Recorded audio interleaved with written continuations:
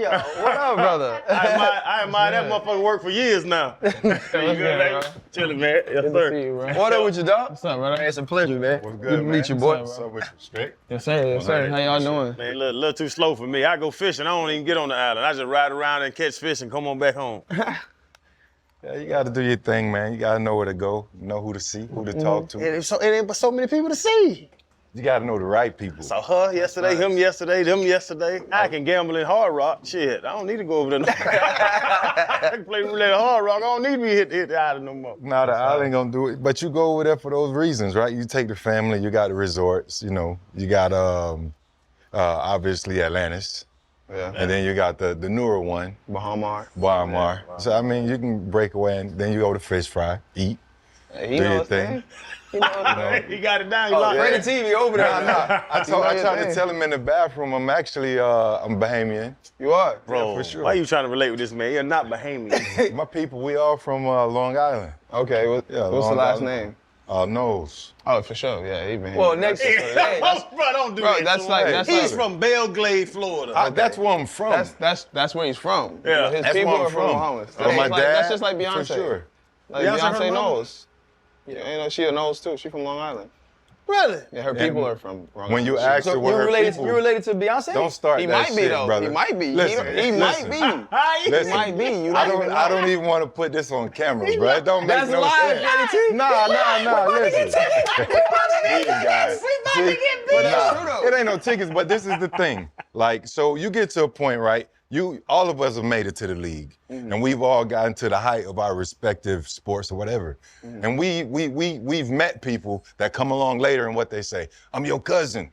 I'm related to you. I could never do that with Beyonce. Although, no, real talk. Although my dad, her dad, Matthew, and when you go back and look at the origin of the family, go back to Long Island and look up the history of the Knowles, and you'll see she's even done stuff where she's tried to go back and find her roots. Somewhere down the line, and I don't like to even say it. My dad has said it. Matthew has said it. They're cousins. Hey. My dad and Matthew, 23 they're and me. cousins. If we go on 23 and me, Beyonce about to pop up in your shit. Nah, he could. Hey, they could though. That's the crazy part, bro. It's really crazy. But these guys, see, man, this is what it takes for them every time. I'm related to the Knowles too. For sure. From Long Island, so like that's why I know. Like, See, so we got to do some research and figure it so out. you never know. It's crazy, bro. The Bahamas is too small, bro. Like, Hold up, limitless. Niggas to me, can't pinning it. I fought to hear to witness it. Got my people feeling militant. Way I'm feeling, get me up. On the mission, get me up. Knowing me, I got the key. Only vision I can trust. Trust, limitless. Niggas to me, can't pinning it. I fought to hear to witness it. Got my people feeling militant. Way I'm feeling, get me up. On the mission, get me up. Knowing me, I got the key. Well, Jazz, welcome to the show, man. Shoot, I mean, I DM'd you a while back, you know what I'm saying? I started Euro Step, you know what I mean? I just saw the flair for the game, and I think it's a lot of what baseball is missing. And so we appreciate you sitting down with us, especially during spring training. This is Chan, Freddie T, I'm RC. Welcome to the Pivot. MLB The Show, cover athlete, an all-star, the 7th Bahamian to make it to the major leagues, and you have a different story. And, you know, because only being the 7th says a lot, right? So it says that you don't get an opportunity to really see people from where you from become big leaguers, become all-stars, become a Hall of Famer, as you said you wanted to do. But you have a different, I guess I'll call it, diamond idol from the Bahamas. You had a Bahamian national player in the family, but it might not necessarily be the gender or who people would think. Tell me a little bit about your first idol. man, my first idol is my grandma, for sure. She was definitely the one that got me to the field. She would take all of her grandkids out to the field every Saturday, Sunday, and Friday, watch her play slow pitch when, like, the nationals weren't going on. You know what I mean? So, like, it would be our time to have fun with our grandma. We'd all go in, like, a group of 20, line up, walking down the street through the hood to go to the softball field. And, like, everybody would be like, oh, there's Pat and her tribe, you know what I mean? Like, because, like, literally 20 kids walking behind this old lady. She was, like, 50 at the time.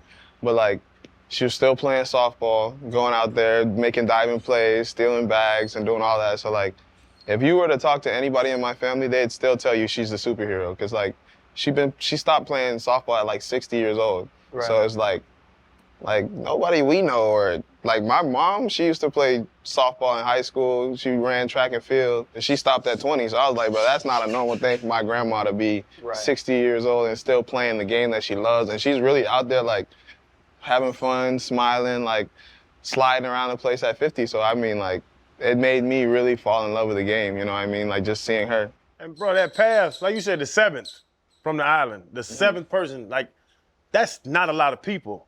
What's the path like getting there? Like, why are you only the 7th? Like, how hard is it to come from that island, I don't know the numbers, whatever, and become that man and be, you know what I'm saying, on the cover of the damn video game? For me, it was just like, honestly, me and one of my best friends growing up, Lucius Fox, who was number 8,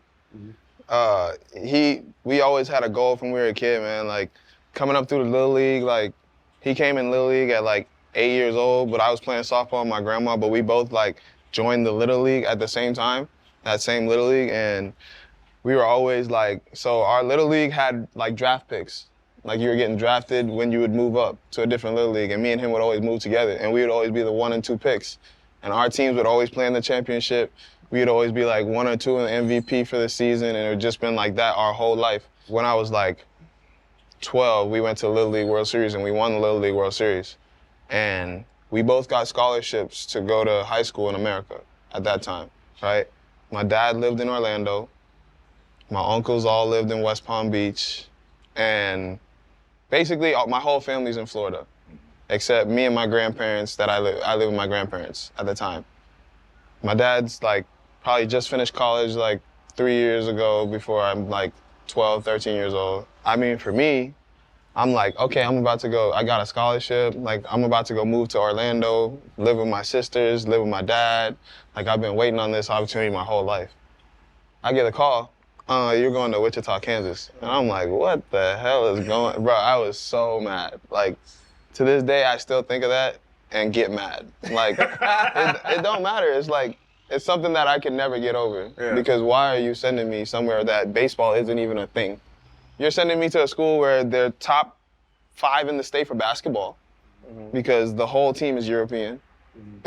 And then I'm gonna play basketball too because I played basketball in high school. Our football team is brand new, but our college coach is our head coach was like top, like old, he got hurt in college, but he was like a #1 guy when he first got to college. So like they're expecting me to play football. Baseball team, straight trash. Like, that's what they needed you. No, like straight trash. Yeah. Like we had Dominican, like they started recruiting Dominicans, Venezuelans, but then we were a private school and we're in Wichita, Kansas. So like all the public 6A schools and 5A schools don't want to play a private school because their rankings are gonna drop crazy if they lose. Right. So like, and that's when max preps was the thing, you know what I mean? Like when you go after like a football game, you check, see how many tackles you got in the game and stuff like that, like max preps. So like, that's what it was. Kansas was not doing it for baseball, bro. Like, I called my parents, I even called my grandparents and I was like, bro, I hate y'all for this decision right now. Like that was like the first thing I said on the call because my cousin got drafted out of the same school that I was supposed to go to in Florida. So I was so mad because I'm like, bro, what are we doing? Like everybody knows this is all I want to do is play baseball. So like, I don't even want to go to school for real. Like, I'm from the islands, bro. Like, it's baseball or nothing at this point. Like, I'm 16 years old as a senior. They already telling me I can't get drafted because I'm 16 years old in the United States draft. I got offers because I played summer ball. You know what I mean? Like, I got college offers, D1 college offers, but I'm not even looking at those offers. Like, I signed to commit it, but like, you know what I mean? Like, that's not even in my mind. Everybody used to tell me like, oh, what if you get hurt, this and this, what is your backstory? I was like, bro, I probably ain't gonna get hurt until I get to the big leagues. I'll tell y'all that right now. That was always my thing. I tell everybody that from when I was a kid. Yeah. Like, it's nothing stopping me from getting to where I wanna go. Yeah. You know what I mean? So like, especially like through that going through Kansas thing, like, I think I hated my dad, my grandparents, bro, I think I hated everybody that didn't like want me to be in Orlando. I hated all of them. But was it a good decision though? No. It was not. It had to be. It's who you are now. Like without Kansas, still to me, yes, without Kansas, I'm further than I'm right now. I think so. What about Kansas made it such a bad experience outside of not being with your family? Like, obviously, as talented as you are, your destination was your destination. But what was it about Kansas that still has you upset? It's just because, like, for me, if I didn't go to Kansas, I could have been a first rounder, like, easily. Like, I could have got paid millions out of high school, bro. Like, the talent that I have right now, I just really learned baseball when I got to the big leagues. If you looked at me playing the minor leagues, it was pure talent. Like, I could tell everybody that right now. In the minor leagues, I did not learn baseball for real. Like, in the minor leagues when I was trying to learn how to be a baseball player, a professional at it. You know what I mean? Like, it wasn't me learning how to play baseball for real. Like, I got to the big leagues, and now I know about baseball for real. Like, I know to go in there and, like, if this guy got me out on this pitch again, he's going to try me again. Like, in the minor leagues, I wasn't thinking about that. In the minor leagues, I'm going up there and I'm saying, I'm going to whack everybody that I see because it don't matter. I'm the youngest on the field. Ain't nobody going to tell me nothing. Right. Like, that was me as a kid. Like, I'm 18 years old. Everybody in the league's 21, like, that I'm playing in. I'm 20 years old. Everybody in the league that I'm playing is 28, 29. Yeah. I get to the big leagues at 21, 22. Everybody's 33, 32. Right. Like, you know what I mean? So, like, in my head, like, it's just like, even through high school, I was a senior at 16. I was playing 18U when I was 15, 16 years old. If I'm in Florida doing that, I got a lot more looks. Like, and the only reason I got some looks is because I played FTV in Florida. Okay. And that's when I forced my parents to do that when I was 16 years old, my last year of high school. For me, I'm a firm believer in, being where God wants you. Where he puts you, and he puts you in those places for a reason. Even going back when you said Miss Pat and her crew going up to the hill to grind and honing your skills starting there, going through Kansas, it's a necessary part of your journey and your story. I think without that, I also looked up, you were a part of the Jacksonville Jumbo Shrimp, and I wanted to ask you about your time in Jacksonville, but you were the first Bahamian to make the All-Star game. And here you are saying, look, you're just learning how to play the game.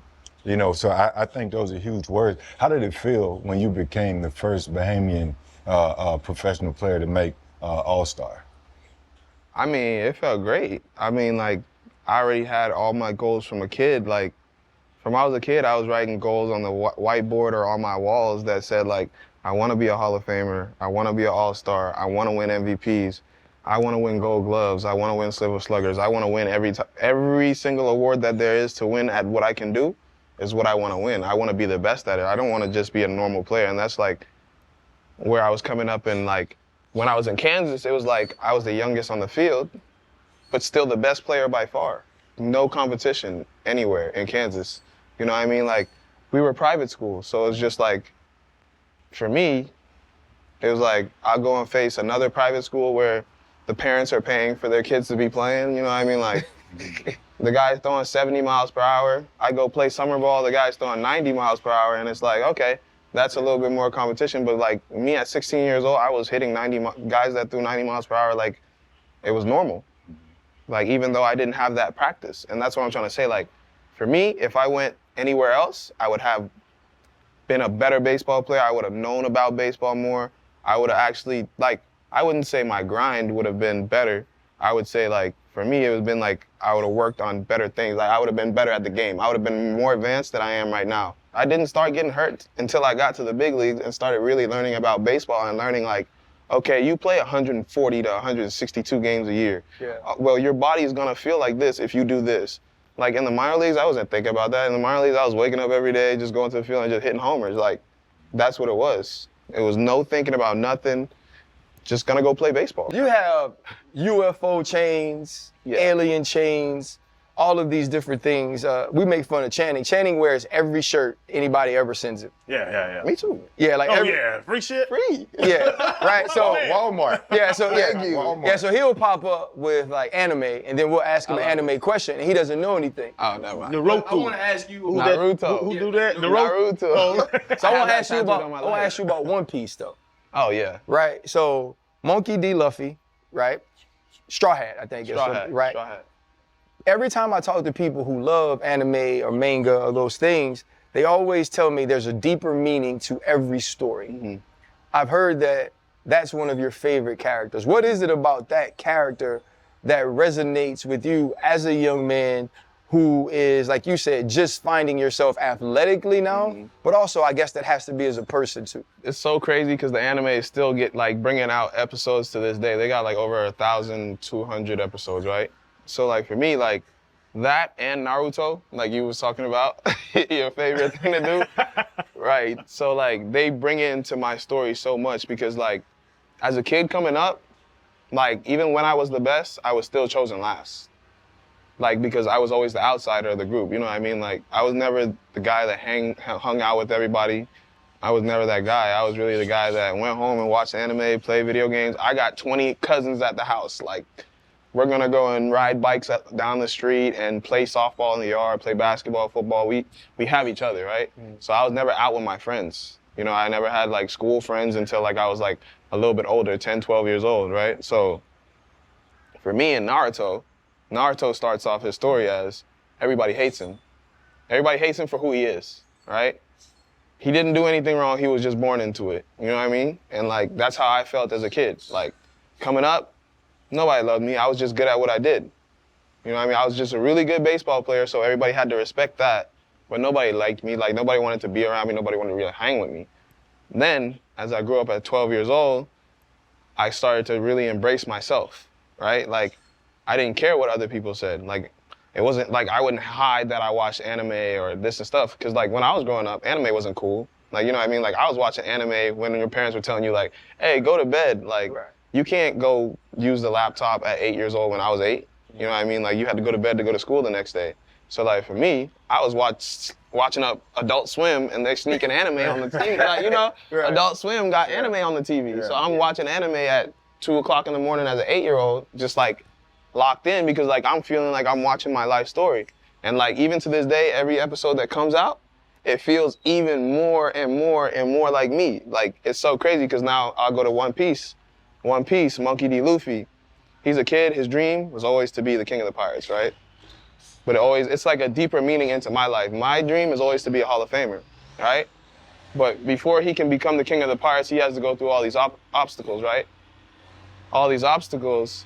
He's getting new friends. His friends are trusting him as a leader and all this stuff. Like me through the minor leagues, I was the youngest on my team by 4 or 5 years every year, 3, 4 years. But everybody still look at me as the leader. Just like Monkey D. Luffy, he's the youngest on his ship, but he's the captain of the ship. You know what I mean? Everybody looks at him like, oh, stuff's about to go down? Where's Luffy? We need Luffy to save the day.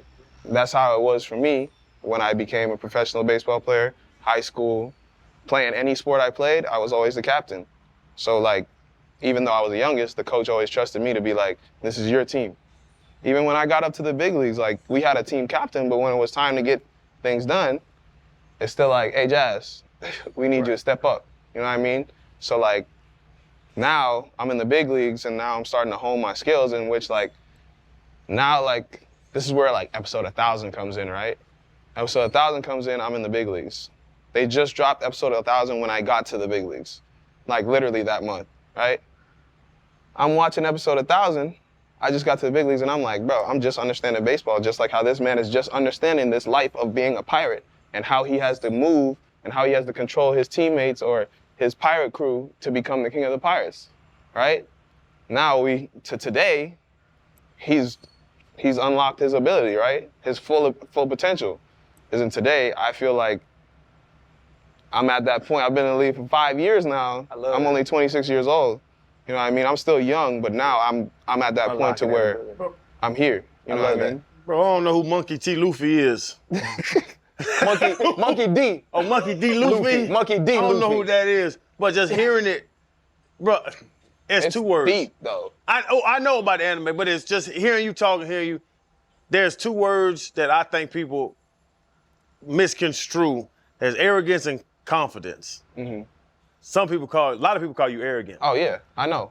Is it confidence or arrogance, or how do you look at that? Because I'm here in South Florida, bro. We talk about you all the time. You get you get the goddamn MLB The Show cover, and it even cranked it up more. Mm-hmm. Like, is it arrogance or cockiness? To be a good baseball player, you gotta be some type of arrogant. You have to be. Like, it's not like arrogant towards anybody else. It's really arrogant towards the game. Like, you gotta be able to tell the game, like, bro, I do this. Mm-hmm. Like, especially if you're a brother like me, like, Yeah. Me and my boys, how we grew up, if you ain't telling yourself you good at this, bro, you the worst person on the field. Like, that's how we grew up. Like, if you didn't have that, my grandma even told me that. If you don't think you're the best, you're not gonna be the best. That's why my grandma texts me every day, hey, you the best, don't forget that. Like, even when I'm going down, my teammates tap me on the shoulder, bro, you the best player here.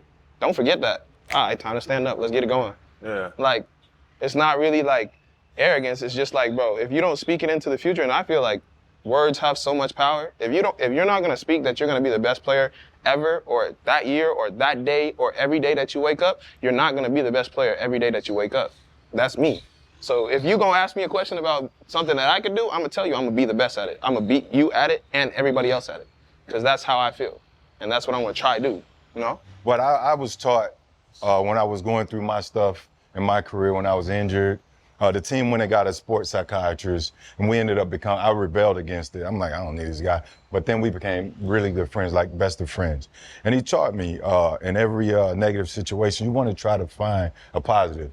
You want to try to get back to neutral, right? And I'm sitting here thinking how much you say you hated Kansas, and then after Channing asked you that question, because I wanted to ask you to point out one positive thing from your Kansas experience.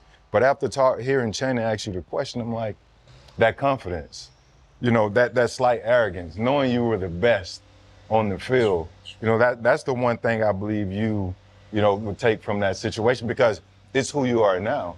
It's teaching you how to fight through your adversity, through your injuries and everything else that you're going through, where you still have the time and belief in yourself to say, I'm still the best. In spite of all of this that I'm going through, I am still the best. I got time to go and prove that to everybody because I still have goals. I think you should embrace your time in Kansas, you know, and not fight it, because it's part of you. Yeah, you can't run from it. It's for sure part of you. Something stuck out to me, though, talking about the confidence and the arrogance and always being young. How receptive were veterans to that confidence, to the way that you played? How many times did you feel like, man, I might need to dull this light a little bit to fit in? Because it's hard saying I was always the outsider. I was always the guy that didn't fit in. And now you come in and you are more talented than other people at a very young age, even being raw. And I know sometimes, like, you might get that veteran that embraces you, but we all been in the locker room with the vet that hates, with the vet that wishes he had that talent. How many times have you had to deal with that coming up through the minors and the big leagues? If I could tell you I hated my first 3 seasons in the big leagues, you would think I lied because of the way that I went out and did everything and stayed professional. But I hated 2020, I hated 2021, I hated 2022. All 3 of those seasons. Why? Just because of what you just said. Just like you said, you had vets that hate what you do and who you are. I had that from day one of in the big leagues for 3 straight seasons. From day one to year 3. What are some of the things that they would tell you, or what are some of the things they would do that made you feel like you needed to be that way? Well, it would just be like, so let's say it like this. My first year in the big leagues, right? I get to the locker room, I got 20 pairs of cleats. Everybody know I'm a big shoe guy. I got about 20 pairs of cleats, 7 to 8 pairs of just shoes to go and practice in. And I got like 100 pairs of batting gloves, all custom. Everything is custom. Nothing is normal, nothing is white, nothing is black. Everything has color, right? I think like within the first week, one of my vets cut up my cleats, poured milk in my cleats, and threw them in the trash and said, those shoes are ugly, bro. Get some new ones. I don't want to say what I did on camera, but yeah, I mean, I was not the rookie that took that easy. I definitely went through his whole locker in the trash. I did it. That's me. Like, you're not going to come over here and mess with the things that I worked hard to design myself. It's not like I went and let somebody else go and paint this and draw this. I did that I'm an artist at my heart. Like, I love to make music. I love to draw stuff. I do all that stuff myself. So, like, when you go and destroy the things that I worked hard to do, like, I ain't got the money like you, bro. I just got here a day ago, like a week ago. Like, you've been making millions for about This is your 8th year in the big leagues and you're worried about me. We don't even play the same position. Right. Your friend and I play the same position, but we don't. Right. So don't get it. Let your friend come. If your friend has a problem, let him come. Like, I don't have a problem talking to him too. You know what I mean? Like, I know I'm not the quiet kid on the field, but in the clubhouse, bro, I literally never talked to nobody until 2023. You could ask any of my teammates. How lonely is that though, bro? Like, you come over to the States and it's like, okay, right away, I'm in Wichita. I'm not in Orlando with my people. Right. And then from there, you're coming up through the minor leagues, trying to find your way, like you said, and just trying to learn baseball. Mm-hmm. And then you get to what should be the peak, right? The pinnacle. Like, I've worked this hard from when Grammy Pat told me I could be this, and I told her that I was going to be in the big leagues. I told her I was going to be an all-star. I finally get it. And now that I get it, people are showing me that who I am isn't something they're going to accept. And to say that that was that way for 3 years, a dude that's from a big family who had cousins to always be with, how difficult was that to deal with? But I'm telling you, like, it was literally like my first 3 years in the big leagues were the worst 3 years of probably my life. I tell you that. Like, 2020 to 2022, like, outside of baseball was great. But, like, playing baseball, which that was the thing that really I loved doing more than anything else, was the worst. Like, I got to where I wanted to get to at that point, not to the level of it yet, but, like, I got to the big leagues, and I hate it. You know what I mean? Like, this is crazy. Like, I hate being around these guys. This is what I wanted to be around, but now I don't. Like, I just got to come here and do my thing every day, and then hopefully I just keep on doing my thing to stay around, because if I mess up one time, these guys are trying to get me out of here anyway. You know what I mean? Like, our team captain trying to get me out of here. Or, like, my team captain would come and tell me, bro, you're the best on the team, bro. Keep on going, bro. You're going to be great, da-da-da. You're going to lead us one day. But then the next 2 seconds, he's in the manager's office telling the manager something. Damn. And then the manager coming and telling me, well, this is what your team captain said.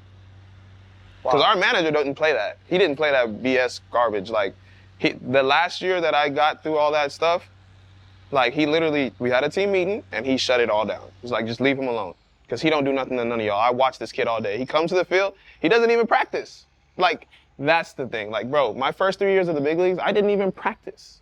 Why didn't you practice? What do you mean? Bro, I'm not there for, like, I'm not going to be around you guys, bro. Like, wow. I don't like y'all like that. Y'all don't like me, I don't like y'all, bro. When you saw me at the baseball field from 2020 to 2022, you would only see me from 2 p.m. to 3:10. And nobody's allowed to even be at the field at that time. So you wouldn't even see me. You understand what I'm saying? Yeah, like, I know exactly. I work early.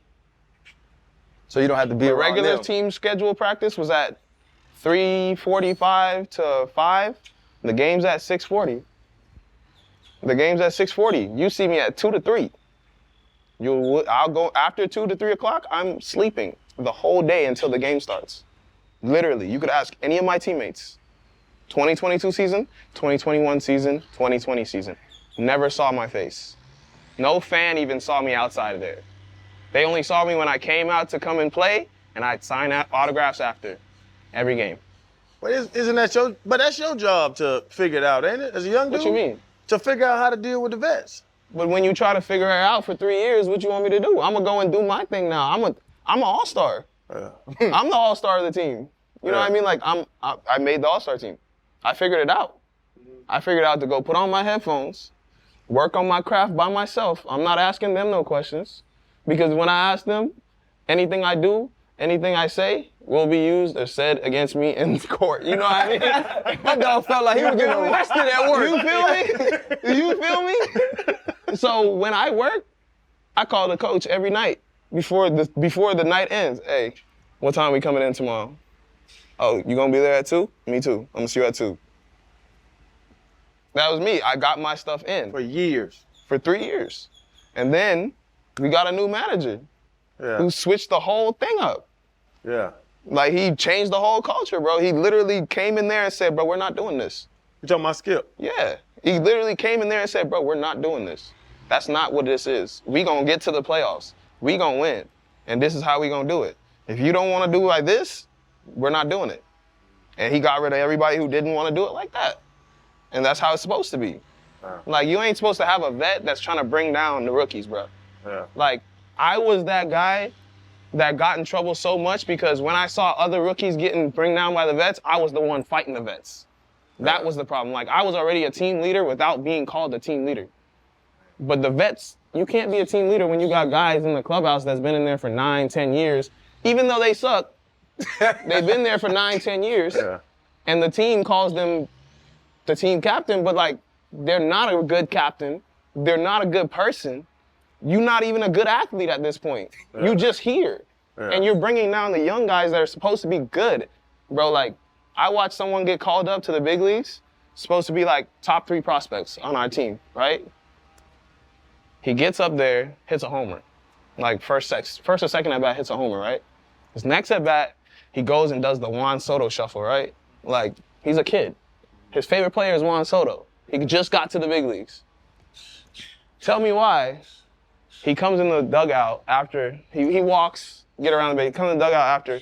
These vets sit on the side of him and start yelling at him saying, bro, you're not Juan Soto, bro. You shouldn't be doing that. Juan Soto is an all-star, da-da-da-da. You can't be doing that. Bro, what do you mean? He's having fun, bro. We playing a fucking kids games. Yeah. Like, that's when I step in and say, bro, y'all better back up off this boy, bro. This man is starting. He's playing every day for us. Why are y'all in his face? Y'all don't even play every day. Yeah. What's up? Like, get off my man, bro. He's supposed to be helping us win when y'all bringing him down. Yeah. And then after that, 0 for 50, 30-some strikeouts. Dang.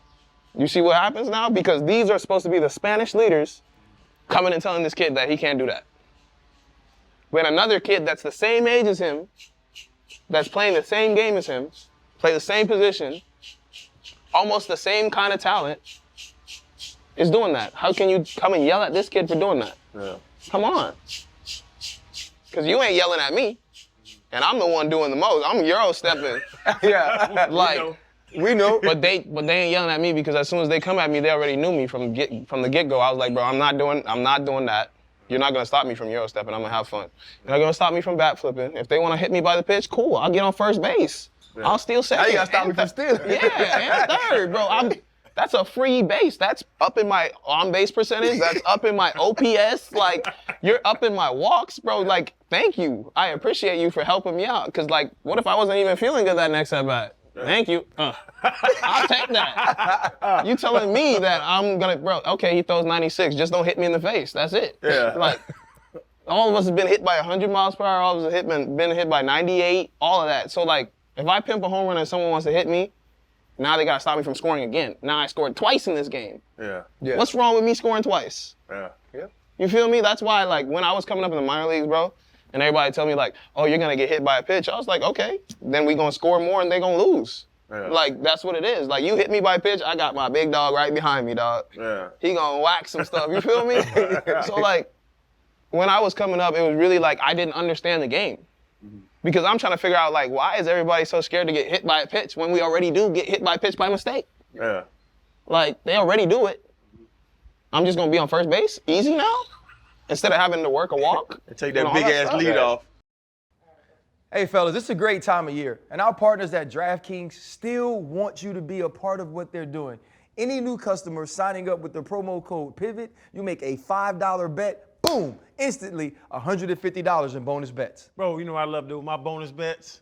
It's the same game parlays. I tell y'all all the time, man, college basketball's coming up. Bro, MLB is around the corner. Same game parlays, multiple bets in the same game, and you get even bigger payouts. Y'all know I love the same game parlays. But listen, we're not gonna leave everybody out because if sports betting isn't in your state yet, don't worry about it. You can still join in on all the fun with DraftKings Daily Fantasy. You can take your shot at the big prize. Make it happen. And remember, get out your mobile devices and download the DraftKings Sportsbook app. Any new customer signing up using the promo code PIVOT, you place a $5 bet, instantly get $150 in bonus bets. Back to Jazz.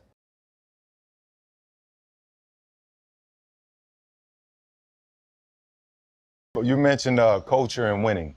You know, I want to talk about Hall of Famer, one of the best shortstops ever to play, Derek Jeter. You know, when he his tenure was 5 years there, whatever, as a Marlins owner. Former owner said he messed up the ballpark. He kind of killed the culture, and the team kind of. Jeter said that? No, former owner, Loria. yeah. He said that about Jeter. In your experience, how did Jeter do, and how did he influence you as a player and help you deal with all of the stuff that you sort of experienced early on? The funny part is, I get traded over to the Marlins 2019, end of 2019, middle of the season 2019, and I get to talk to Jeter, and he's like, you know I traded for you myself. Like, this trade wouldn't happen unless I was the one to say yes. Like, bro, I wanted you. You're the only person I wanted, and we had to give up basically our second best pitcher compared to Sandy, which, like, those two are literally on the same at Cy Youngs and all that stuff, right? So for me, I was like, all right. And then 2020 came around, and like I said, Kobe was my number one idol, Kobe Bryant. I go to LA, I go to the Mamba Academy, and this was like 2 days before he died. I went to the Mamba Academy and I met him, right? And I wanted to ask him some questions, but he said he had to go. And the next day, I go to the Rock Nation Grammy brunch thing. That was cool, and then like I'm so excited because the next day, Sunday, I'm supposed to go and talk to Kobe. Like, it's like, okay, my dream is about to come through. I'm about to meet my idol, about to talk to my idol. The helicopter crash happens, right? I called Derek Jeter on the phone, crying. Like, I called Derek Jeter, and I'm like, bro, I was just supposed to meet Kobe, and he just died. Like, that's my idol. You got to step up. Exact words to Derek Jeter. That's exactly what I told him, because he told me that I'm supposed to be his shortstop of the future. I called him after my idol died, and I said, you got to step up to be my idol. And from that day on, he literally treated me like his son. Wow. Like, that day on, I was in his office. Like, bro, you know, like when your dad is like the coach, and you would get, you know, the coach would definitely push you more than everybody else. So think of it like this. I'm going through all that stuff while he's the owner that I just told you I hated baseball for 3 years in the big leagues. He's the owner. I'm going through all this stuff. He knows everything that's going on, but he's just telling me to push through it. What do you mean? You gotta listen to the vet. This is what I had to go through. Well, listen, bro, like, I'm not trying to go through that. I'm trying to win. These guys ain't helping us win. Well, you gotta push through it.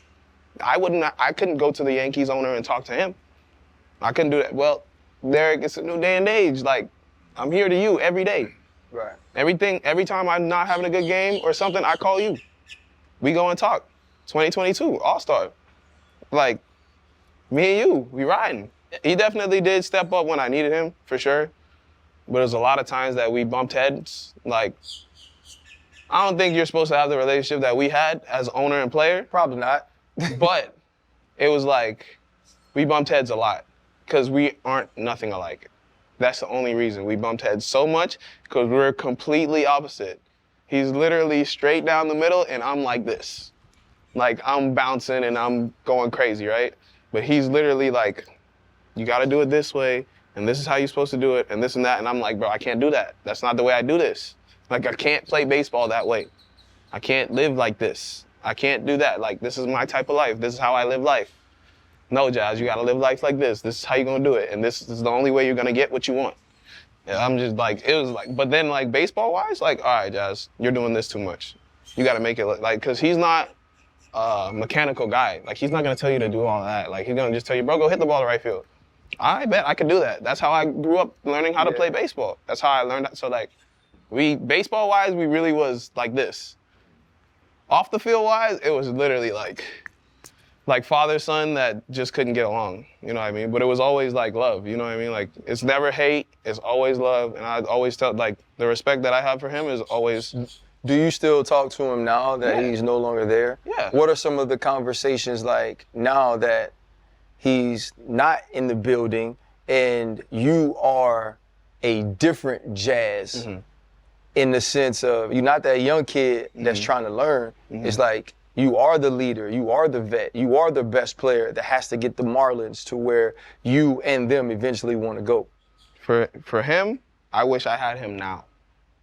So you wish you had Derek Jeter now? Like, as a person as I am now, yes. Like, I'm grown now. Like, I'm the leader that he wanted me to be back then. back then I wasn't the leader he wanted me to be. Like, back then I was the one that jumped at everything, you know what I mean? Like, you come at me too frisky, I'm not gonna just sit there and lay down. Like, I'm a man too. You're gonna learn how to talk to me. I've been living by myself since I was 12. Like, without parents, without none of that. Going through years without seeing my parents. Like, think of that.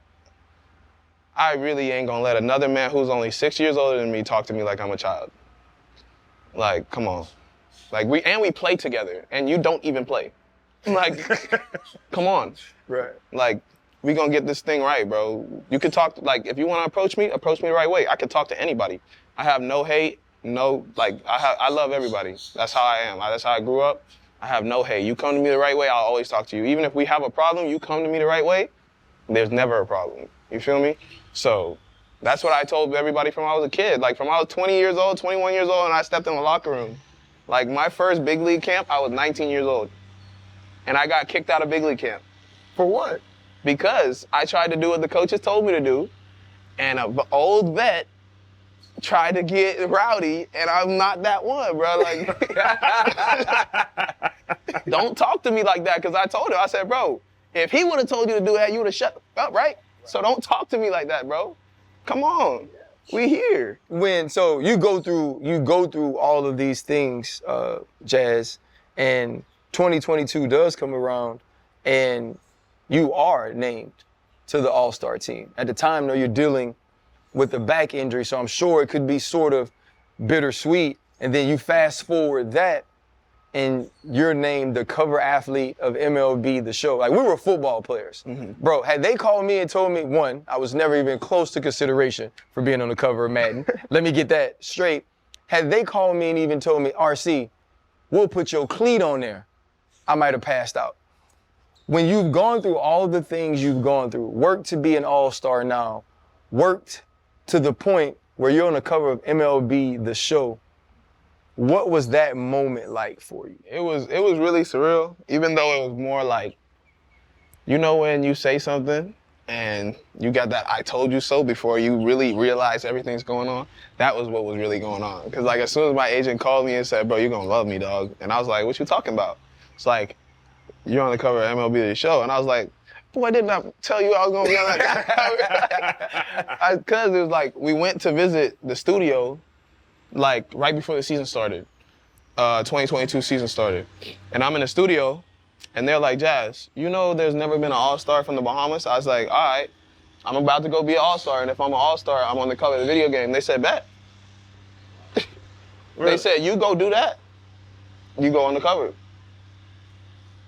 Like, literally, I was like, come what? on, motherfucker. Exactly. Tell me. Yeah, like, yeah. Bro, what you mean? You told me this is all I gotta go do? Yeah. Just be an all-star? That's not even the hard thing to do. Like, the hard thing is to keep playing through it. Like, I could have seen you said go win an MVP, then come back and talk. But you just said be an all-star? I could go be an all-star. Yeah. I could go be the best at my position. It's more being the best in the game. Like, that's really where I think, like, deeper. Because, like, when I got called, and I was an all-star, I was like, okay, that's an all-star. Like, the next time I talked to them, I was like, I don't even want to be on the cover again until I'm MVP. Like, if I'm not MVP, I don't even want to see myself on that cover again. Hey, and you said best at your position. What is your damn position? That's shortstop, second, center field. Center field, all right. You know what I'm saying? Like, we jumping around. They said you chose to play center field. The story field. is you chose to play center field. Yeah. Like, that progression. And what were you were an all-star at second. Yeah. So, me and Skip, like I said, the culture had to change, right? Without me going to center field, the culture doesn't change. You know what I mean? So, like I said, I go to Skip, if we need a center fielder, I'll go play center field. Like, I don't have to play second base. I could go and, like, bro, it's baseball. I could go play baseball anywhere. You know what I mean? Like, and still go be one of the best at it. Yeah. Like, and when I look at, like, I know this is like an arrogant thing or a cocky thing to say, but like when I go look at numbers and everything, like I look at my past numbers. I've never played a full month of June. I've never played a full month of July. And I've barely played a full month of August. Those would be crazy. Those are the 3 months that everybody in baseball in the league gets hot as ever. Like, and May. Like, I've only played half of May. So, like, when I think of it, I've never played in the summer of baseball. every year I play March, April, like the first 4 or 5 games of May. Then I get hurt June, July, come back in the middle of August, and might play September. Like if we go into the playoffs, I'll play the whole September. If we're not, I wouldn't play at all. So like when I look at it and I hit 20 homers a year, just doing that, that's 20 extra homers in 3 months. Yeah. Like especially if you look at the average, I hit 7 to 10 homers a month. That's 3 months of missing baseball every year. What's your best position though, in your mind? I mean, for me, I'm a shortstop. In my head, I'll forever be a shortstop. Yeah. I only played second base that year because our team captain was a shortstop. Then my coach said we got to change the culture. He's coming in to win. We're going to bring a winning culture. We're going to get to the playoffs. We're going to do this. All right, I'll go play center field. I could go do that. And then you look at the numbers. Y'all picked up Luis after that too. I was leading in a lot of stuff before I got hurt. Yeah. Before I got hurt last year playing center field, I was leading in homers. I was like 3rd in batting average, leading in slugging percentage, leading in doubles. All this was before I got hurt. Yeah. So then like when you get hurt, and that's why they say like your best ability is availability. Because like if I don't get hurt, it's best at the position. You know what I mean? And that's why I'm trying to come back and do it again. You talking Just about no being the best at position and the accomplishments you've made. You also just went through arbitration. Mm-hmm. And I believe you lost that arbitration on your birthday. Mm-hmm. Right? So I own a training facility, and I always looked at baseball players like from the big contracts, right? Mm-hmm. You see the Shohei Ohtanis and the Mike Trouts. I was like, hell, baseball is all that money. And then they were like, yeah, but you ain't see me when I was on that bus eating oodles and noodles and peanut butter sandwiches and all of those things. Grind. You know, and so now you get to arbitration, and I think it was a few hundred thousands of dollars you guys were going through. Are there ever, or how do you deal with the feelings of losing arbitration based on what you know you have done, right, and what you've accomplished? How do you deal with that and then now go play and say, I'm still going to be that team player, Jazz, that goes play center because Skip Schumacher says that's what we need for us to be better? See, and that is a good question. Because, like, this is my first time going through that, right? And what I say to myself is, like, just listen to the music, bro. Like, that's my favorite saying to my head. Because, like, I write a lot of songs. I make a lot of songs, right? When I go home. I don't, like, this is the first year I went and have not watched one clip of me playing baseball this whole spring. I haven't. I went home and made songs every time. Or wake up, go home, take a nap, wake up and make a song or something like that, right? For me, it's like, when I'm thinking about that, it's like, I went into that arbitration room thinking like, okay, I did this for them, I did that for them, this and that. But when you go in that arbitration room, the team's not talking. That's not the team talking. Like, they hire someone else to talk, to do that job. You know what I mean? Like, because if the team was to come and talk, they'd be like, well, shoot, he was an all-star. He moved to center field for us. Right. Like, you know what I mean? But that's not what they do.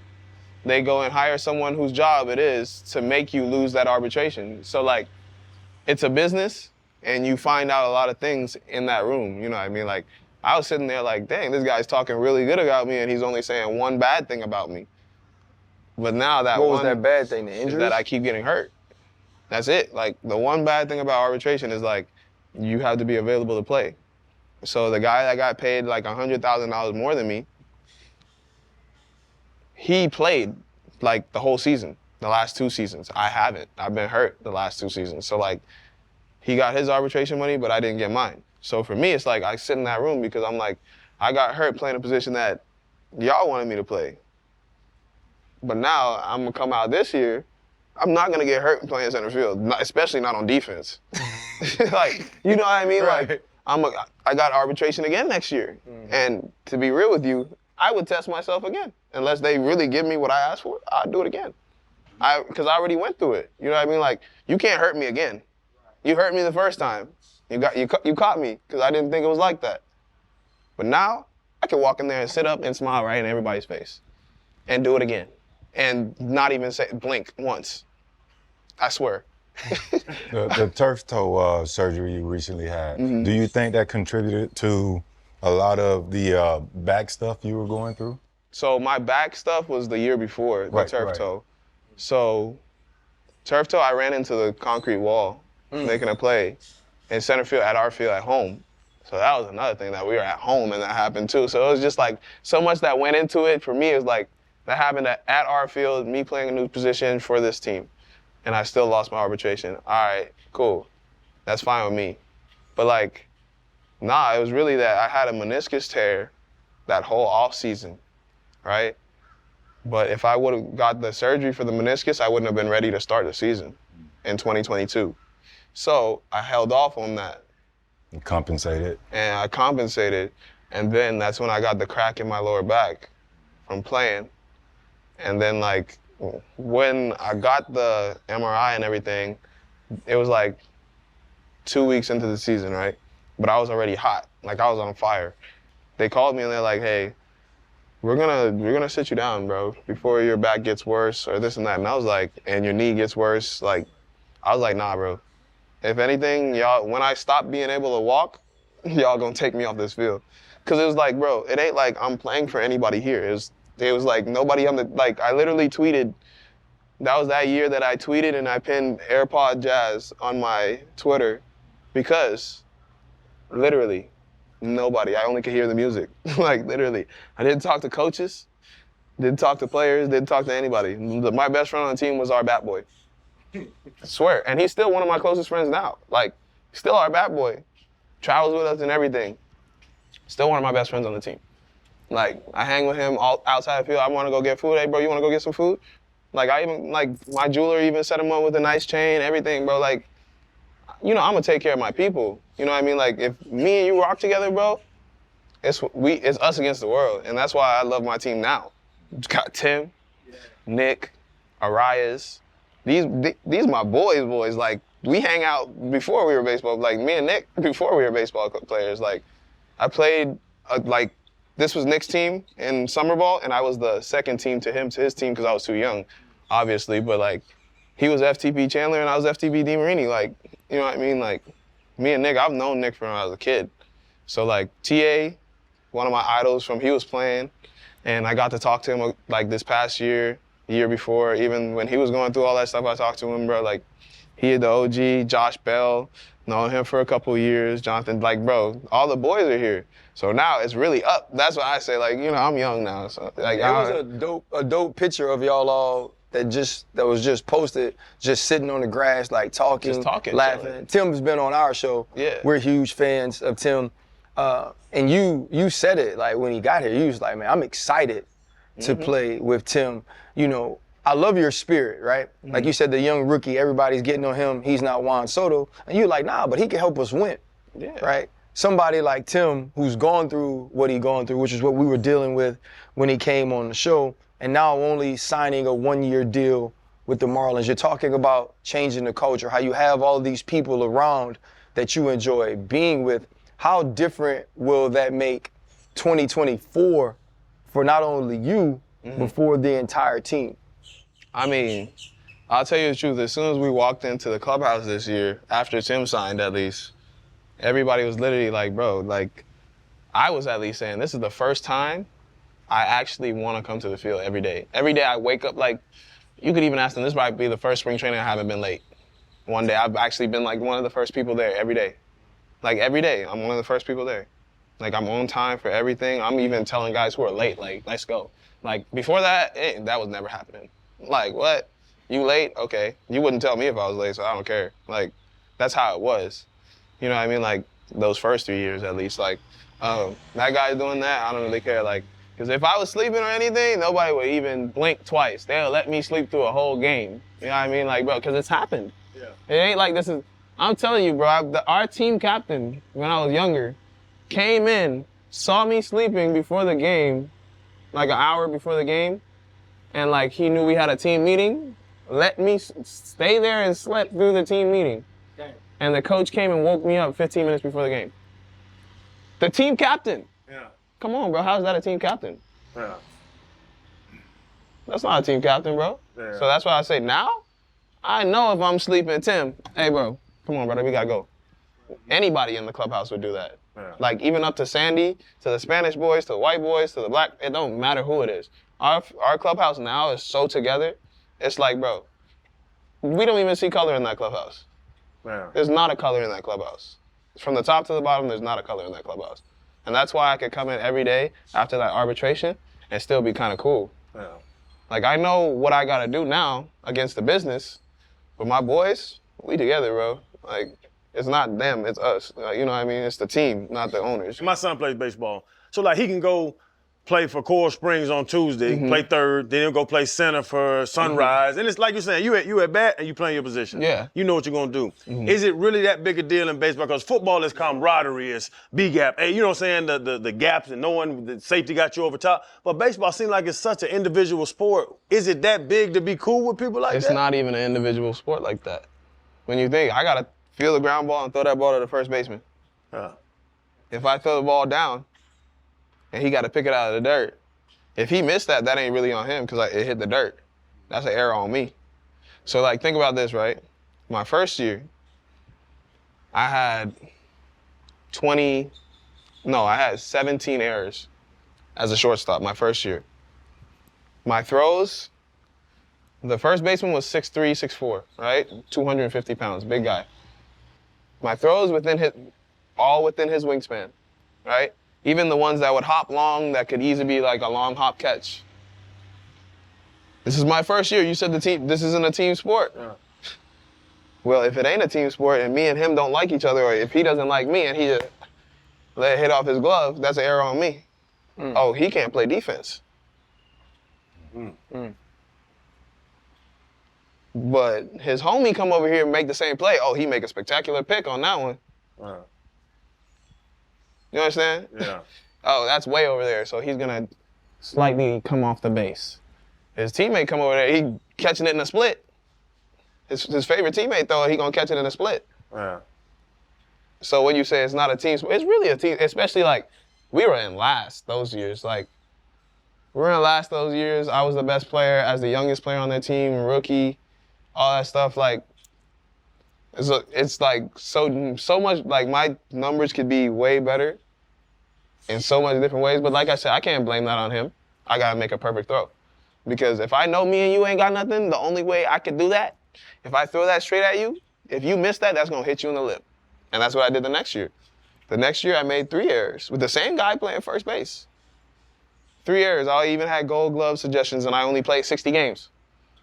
Out of 162, I had gold glove suggestions in 60 games. Because I made literally every play and I threw the ball. Literally, if he would miss that, that would have hit him in the lip. Every time. Because that was my thought. That was it. Yeah, there's no other way. I didn't even go and practice those. Like, this was in 2022, I barely even saw the baseball field outside of a game. All-Star. In an All-Star. Man. Like, I know you guys heard about the big scandal of a team meeting and all that stuff in 2022. Yeah, they got on you and... I hit 2 homers that game and a grand slam. And that meeting was like the wildest thing I ever heard as a player. Was the meeting, how was everything pointed at you in that meeting? What about that meeting was the wildest thing you ever heard from a personal and individual standpoint? Because it was like, it was never, like, it was nothing about baseball. Like, it was nothing to do with baseball at all. So, like, that's what made it so wild to me, because, like, we're having a whole team meeting with guys that I don't even talk to off the field. So why are we having an off-the-field team meeting when we play baseball? Like, we don't even hang out off the field. Like, I don't see you guys on the road because I don't leave my room. I play video games all day. I don't see you guys at home because I definitely don't live close to none of you guys. Like, my cousin, my little brother's with me every day. My little brother go with me everywhere. When I have me and my girlfriend were together, like, she lived with me. She went on every trip. Her and my little brother was on every trip with me. Like, I did not need you guys at the time. Like, I still didn't need it, but it's just like. What do you think the premise of that meeting was? What did they want to get out of that meeting? They wanted to put me in a box, and it wasn't happening because I'm not ever going to get put in a box. Like, that's just me. Like, so the thing for me that was the craziest was like, oh, the way he dresses coming to the field. Oh, he wears 4 chains on the field. How are you complaining about me wearing 4 chains when I lead our team in every stat? Oh, he doesn't wear dress shoes on the plane. We're on a plane, bro. Is that a team rule? Dress shoes? Is it a team rule? No. So the rule is you have to wear nice shoes. No Jordans, no Nikes. But if your Jordans are like, let's say, you know the ones that don't have like the extra stuff on it, it's just plain white ones, like not even, the Nike tick isn't even on it, it's just like the dress shoes Like ones. the golf shoe? Like the golf looking ones, Right. those. But they're Jordan, right? They go tell the manager, oh, Jazz is wearing Jordans on the plane. They were rat? What do Snitch? this is what I'm trying to tell you. And this is why I'm trying to tell you, like, when I would, like, anything I did, that's why I didn't sit around nobody, I didn't hang around nobody, bro. Like, when I went to the field in 2022, take off my shoes, take off my clothes, and I'm gone. Like, I'm not in the clubhouse. How do you even become an all-star in that atmosphere, though, bro? Like, I feel, like, for me, I feel like it would be hard to perform, one, without throwing hands every day, right? And then on the other side of it, it's like, I'm out here with dudes I know I don't rock with. Because when you know people don't have your back, bro, and you know you the only one to have your back, bro, it's just like, I felt like I was at that stage of being a kid again when I was just like, nobody want to hang with me but my family, but guess what? I'm the one feeding my family. So at the end of the day, I'm gonna rock out and my family right there in the crowd. So if I hit a Euro step, I'm not even looking in the dugout. I hit a Euro step, I'm looking in the crowd because that's my little brother right there. You feel me? Like, my little brother out here, bro. My cousin out here. My sister's out here. Ain't nobody can tell me nothing. I'm in the big leagues. What you mean? And I start every day. Like, I literally play every day. So even though y'all hate me, my family love me. These fans out here love me, bro. I don't even do nothing to y'all and y'all hate me. Y'all just hate me because I'm a good baseball player. But do you think you could have more success if it wasn't that way? Yes, 100%. I mean, I feel like it would have been, like I said, in 2022, I had one guy on my side, Starling Marte. And he was the best player on our team. But like, it wasn't like he was on my side. He would just be like, he'd walk past and he would like see them talking shit and he'd look at me and say, fuck them. Like, you know what I mean? Like, that's what he would do. Like, he ain't talking. Like, he ain't going up to them and like, bro, what's up? Like, why y'all on my rookie? Like, that's not what he's doing. He'd just come up to me and be like, bro, fuck them. Like, that's what it is. Like, let them talk, you go do your thing. You go, and you say you want to just listen to your music, put in your headphones, go do your own thing. I'm gonna come and watch anime with you, bro. That's dope. Like, me and Starling Marte, literally every day. Starling Marte never hit BP on the field either.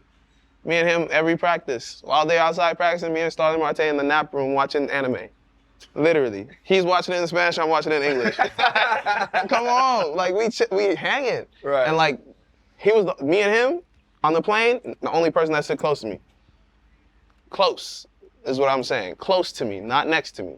Right. Close. That's crazy, bro. So Like- the culture has changed. 100%. You understand the business. Yeah. You're still fighting through your injuries. How do you reach or maximize your potential to maintain the level of playing as an all-star, but also potentially get to that Hall of Fame type level you aspire to be? I feel like without me meeting Skip Schumacher, that would not have been really possible.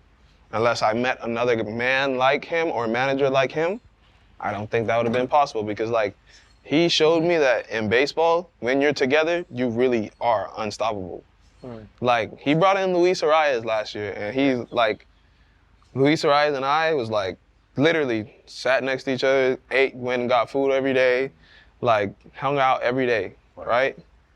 That made me feel comfortable, bro. Like, and that's what I'm saying, like, even though the numbers don't show that I was the best center fielder last year, if you look at the time right before I got hurt, I was the best center fielder.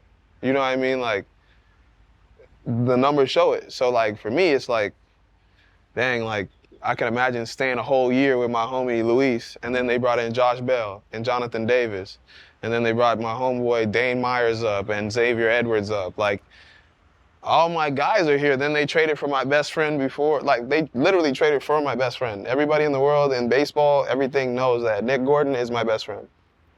They traded for my best friend. That's crazy. And then they bring in TA. what? Yeah. We are up. Like, we up on the squad. Because, now it really makes me feel like, think about, AAU, right? You go play AAU with your homeboys. What's up? We throwing alleys. We might throw something off the glass. Yeah. Shooting from half court, and we having fun. Yeah. So far in spring training, I haven't felt one game yet. By now, my body would be like, all right, we've been playing baseball for 2 weeks now. You got to actually start getting into routine for recovery every day. Even though I already do that, it's but I really got to get on it. Bro, I don't even feel it. It's literally I go to the field every day and I'm like, what's up, TA? What's up, brother? You ready to do this? Make a play on the field. Oh, you feeling comfortable out here, huh? We talking shit. But we talking shit to each other because, bro, we love it. Yeah. We love it, bro. This is how we grew up. This is what we grew up in. We grew up, in all reality, we grew up in the basketball world and football world. Me, TA, Nick, Xavier, all these boys, we grew up in the football, basketball world. That's just the reality of it. Yeah. So, this is how we talk to each other. Oh, you feeling good today, huh? All right, bet, let's go get it. Oh, yeah, you can make that? I can do that too. Yeah. Watch me go smack somebody around. Oh, you gonna smack somebody around? All right, bet, let's go. Yeah. Oh, it's my turn to get something since you got something, yeah. That's how we are. Yeah. But, that's what I had in the minor leagues, though. I had some brothers around me in the minor leagues. In all reality, every year it had, 7 of us. It was crazy. It was really ridiculous that we had 7 of us every year when I was coming up. And, it made me comfortable, bro. I was in the minor leagues hitting 30 homers a year. It was nothing. But it was just because I had my homies oh, you did that? Oh, we gonna do this. You know what I mean? I had that last year. Yeah, but man, that's not baseball. That's not the unwritten rules and all that shit. I don't even know what an unwritten rule is, but baseball only has unwritten rules. You just said it. Y'all are playing on a AAU basketball. Basically. Mind frame. But that's not what baseball is. Can baseball change? Because baseball is that old man sport. Yeah, but then it's all these Spanish boys and you bringing in back, the brothers are coming back. Think about baseball in the 1980s, bro. 1970s, Eric Davis, Griffey, Bonds, all these guys. When I talk to these guys, this is what they used to say they used to play for real, because it was them. Yeah. They were out there with all them. So, it was never a time to, when it was just I don't know what that guy's saying. I don't know, what is going on. Nah, bro. Back then, Griffey was bro, I play with my dad, for real. Yeah. My dad, his best friend on the side of him, the guys that I used to call uncle when I was coming up, bro, I had all them on my team and they calling me nephew, oh, nephew, what you gonna do? All right, unc, watch me do this. You know what I'm saying? It's you playing with your family, and that's how I feel. When I'm at my best, it's I'm playing with my boys and my family, bro. We gonna talk it, and that's why I said when I got Luis last year, Luis Arias, it was bro, I'm playing with my brother, because he's Spanish, but he just like me. He want to have fun and talk shit and, you know. But you don't, you moving to center field made that possible, though. Yeah. So when you think about how that unselfishness was almost rewarded, right? You came up in an organization that didn't show that sort of unselfishness, that didn't show that sort of love to the young guy or care for the team. What's made it so easy for you to do that when people ain't show you that sort of kindness? Because when Skip came in, he already sat me down. As soon as Skip got the job, his first thing he did was hop on a flight to Miami and we went to dinner. Me and Skip went to dinner. And we sat down and he asked me what happened in the last 3 years of me being here. I sat down and I told him exactly word for word, even though I didn't go into the team meeting with you guys, we went into all that, right? Deep into all that. And we sat down and I was like, that's what's been going on. And I feel like it's got to change. And he said, well, I want you as my team leader and I want you to change the culture in here. And I just was like, if you give me the people to do it with, I can do it. And he made it happen. That's why I said meeting Skip was probably one of the only reasons why I could say that I was being unselfish. Because then, in all reality, I was going to go play shortstop this year. I was going to be selfish, especially after losing my arbitration.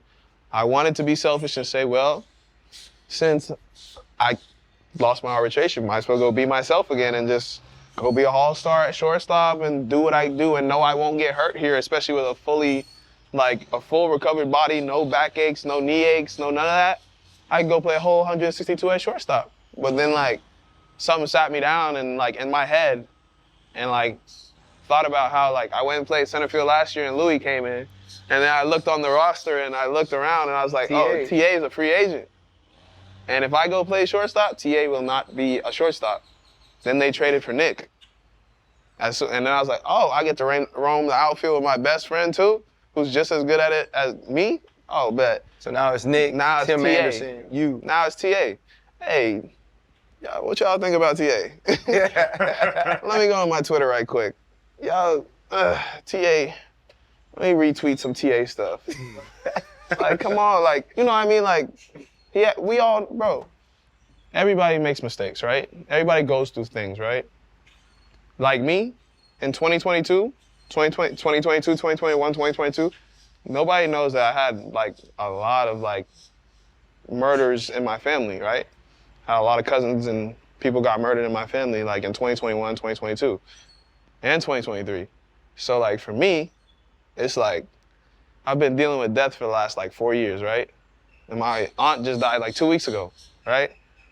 So when I saw what he was going through, I was like, bro, nobody even realized like that, especially going through what he's going through, that sits around. Mm-hmm. Like me, at least it's only like a death for me. Like I could really get through that in 3 weeks. What he's going through, that could hold like years. That's hard to do. He needs to be around people that are gonna show him love, especially when he's not getting love from his people that's around him. And I understand that already. You know what I mean? I already went through that dark horse days when ain't nobody around me trying to show me love. Like big leagues as a kid, teenage, it didn't matter. Like we already went through all that. That's why when that rookie was getting yelled at about being Juan Soto, nah, don't tell him he can't be Juan Soto. Tell him he's gonna be better than Juan Soto. Come up with your own shuffle. Say that, like, come up with your own thing. Don't say you can't do that. Like, okay, go hit a home run and shuffle out of the box or something. Like, change it. Right. Dudes, change it or something. Don't tell him, like, bro, you're not that good. You can't do this. Like, that's not how we move. I hear so much greatness when you talk and a want to and a will to be great. You mentioned Kobe was your favorite, right? That's my favorite player, basketball player of all time. But I always felt like Kobe was my favorite basketball player because we were around the same age. Like, I left high school the year after him, so I felt like I related to him, but he was so much like Michael Jordan to me. And I would cry when Michael Jordan would lose to the Pistons. My dad was a Pistons fan. He'd be running behind me talking about bad boys, bad boys. And, you know, like I'd be punching the air like Cuba Gooding Jr. on Boys in the Hood, you know what I mean? But you do sign to Jordan, right? They are very selective about the people they partner with, right? You have to have a certain talent level, but you also have to have a certain level of charisma. When you sign your name on that line to be a Jordan brand athlete, was that some sort of confirmation that I'm on the right track of being who I want to be? Oh yeah, it was so the dream of mine was always to be a Jordan athlete, like, but it's not the same reason why what everybody else thinks like it is. Like, I'm not signing to Jordan just because it's Jordan, you know what I mean? Like, I'm signing to Jordan because 1 year in the Bahamas, he had a softball tournament, a celebrity softball game, right? That he hosted. He was sneaking out of the back. I was one of them fanboys. I had a picture of Michael Jordan, I wanted him to sign it. I go to him, ask him to sign my picture. He tells me, make him want my autograph one day, and walks off. Like, just walks off. My stepdad was the umpire at this Jordan event. Anton Richardson, who's my cousin, he was one of the umpires who's he was the sixth big leaguer from the Bahamas. And my other coach, Greg Burroughs Jr., was the other umpires, those three. And Albert Cartwright, those four. Those four, so I could get in. Like, my stepdad, his best friends are umpiring. I'm definitely gonna get into this event. I'm definitely gonna get a signature by Jordan. I got a Jeter signature that day, CC Sabathia, Johnny Damon, I got everybody's signature except Jordan. And Jordan tells me, make me want your signature one day, and walks off. I don't even know what that means when I was a kid. As a kid, I go home, I'm crying, I'm like, bro, Jordan told me that he ain't gonna sign my autograph. Like, this is Michael Jordan we're talking about. Like, I want a Michael Jordan autograph. I'm wearing the shoes, everything. Like, I'm feeling like I'm cool. You know what I'm saying? So when that happens, I still haven't talked to Jordan face to face yet. I just want to go and see if he could remember my face. I know he probably don't remember it, but I want to see if he could actually remember that moment when he was at the thing in the Bahamas and see if he remembers, like, the kid that tried to get his autograph and he told him that. Like, I really want to know. That's why I'm going to say it right now. I want him to know. We usually ask our guests their biggest pivot in life. Basically, that one moment that you can look back to and say, this moment happened, and this is the reason I am what I am now. I have a cousin that I used to call Evil Twin when we were growing up, right? But they only used to call us Evil Twin. They used to call him Evil Twin, not me. He was the Evil Twin because we were only like a month apart, right? And one day I came home from my trip for school to the Bahamas, and I'm hanging out at my family's house. We go riding bikes around the neighborhood, and I get stabbed on my hand. I got it right here. Oh, wow. I get stabbed. I go home. I run home to my mama. Hey, Ma, I just got stabbed, da-da-da-da, to my cousin, this and that. He gets stabbed too, but he gets stabbed like here. So like both of us get stabbed, and it's over like dumb 2v2 basketball game, right? We're younger than the guys, everybody around the hood just making fun of them, jokes, because we're younger, you know what I mean? Like, I'm in the US, so my nickname was White Boy in the neighborhood, right? Because I lived in the US. I'm not from the island to them, you know what I mean? So I was White Boy, but I was also super athletic.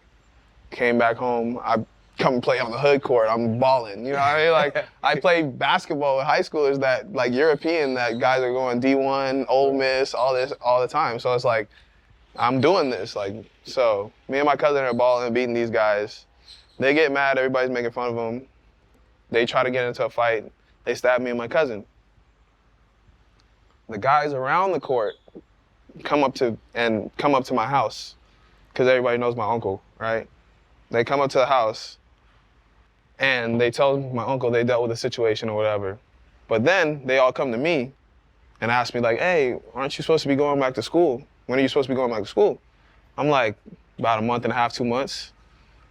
And they're like, we don't want to see you back in the hood no more.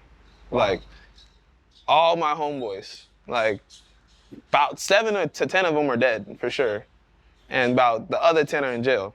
So, like, they all came to me and they're just like, we don't want to see you back out here. Like, this is your last time coming out in the hood, playing basketball. Like, if anything, go by your other grandma's house. Like, go in the nice place. Like, don't come here.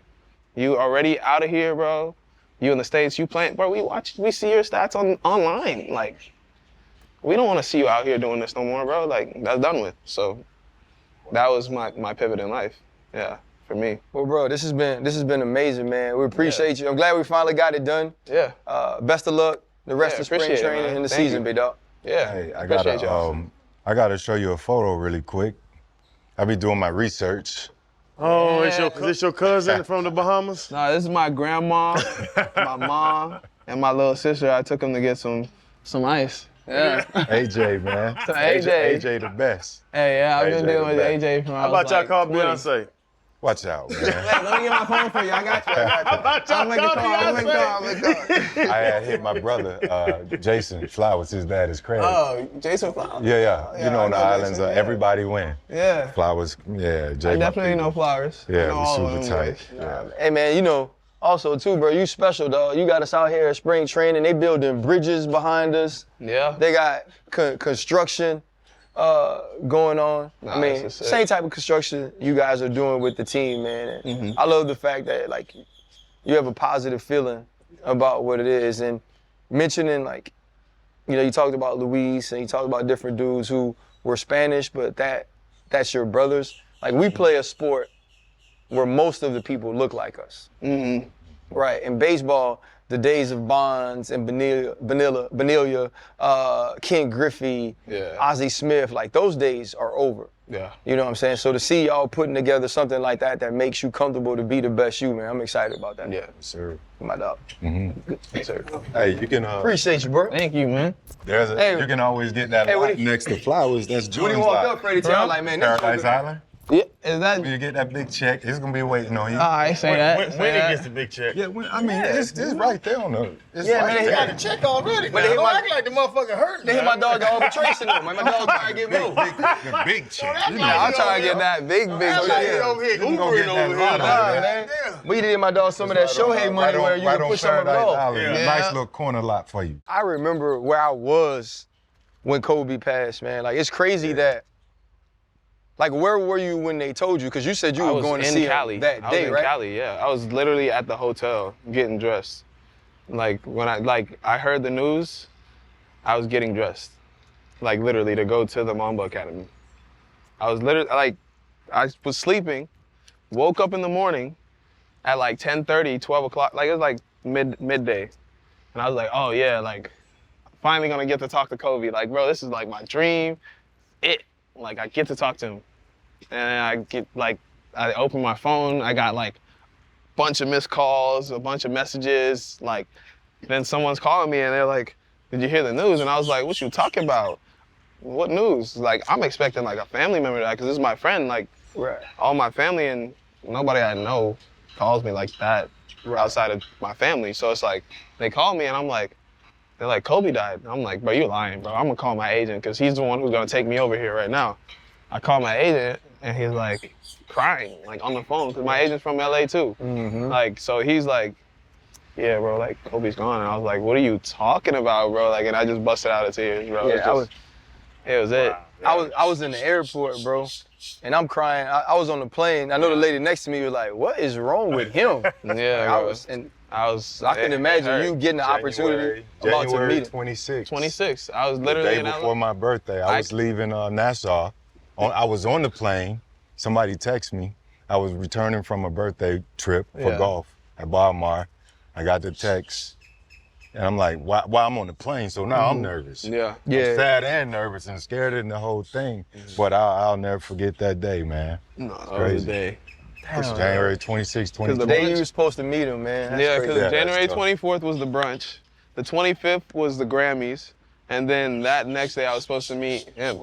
So it was just like, damn. Yeah. That was crazy. Man, that gotta be hard. Bro. That was the craziest stuff ever. About that It's long. rich people talk. Now I gotta go on. Hold up, limitless. Take a stomach, got pinning it. I fought the head to witness it. Got my people feeling militant. Way I'm feeling got me up. On the mission got me up. Knowing me, I got the key.